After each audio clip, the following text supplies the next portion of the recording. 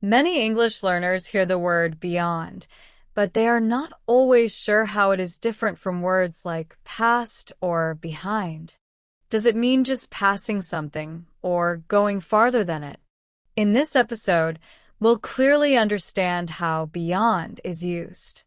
Welcome back to our prepositions and position words series. In the previous episode, we learned past, which shows movement beyond a point. Today, we'll learn beyond, which focuses on position or distance farther than a visible or known limit. Beyond means farther than a point, limit, or boundary. It focuses on what lies on the other side, often at a greater distance. For example, the mountains lie beyond the city. This means the mountains are farther than the city. Past focuses on movement beyond a point. Beyond focuses on position or distance farther than a limit. They are related but not the same. When talking about distance, we often use beyond. The village lies beyond the bridge. We also use beyond when something cannot be seen. The road beyond this point is not visible. A common mistake is using past instead of beyond for position. We say, the forest is beyond the river when talking about location. For example, do not go beyond this point.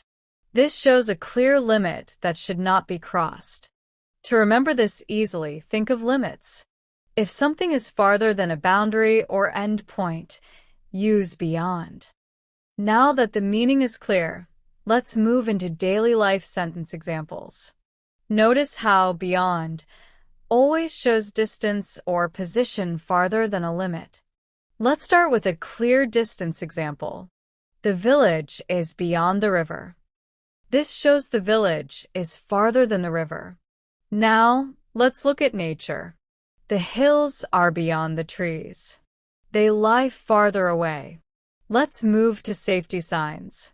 Beyond this point, entry is restricted. This shows a clear boundary. Now consider housing. The house is beyond the forest. The forest comes first. Let's look at travel. There is nothing beyond the bridge. This shows the bridge is the limit.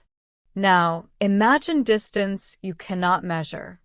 The land stretches beyond the horizon.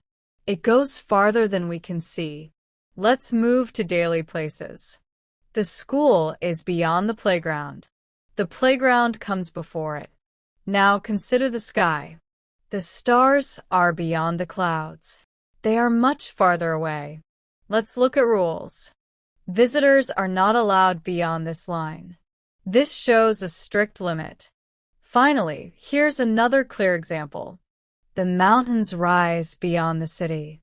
They are far behind it. Let's recap. Beyond is used to describe position or distance farther than a limit or boundary. It focuses on what lies on the other side. That's how we use the preposition beyond. It helps describe distance and limits clearly. In the next episode, we'll learn opposite to, which shows facing position.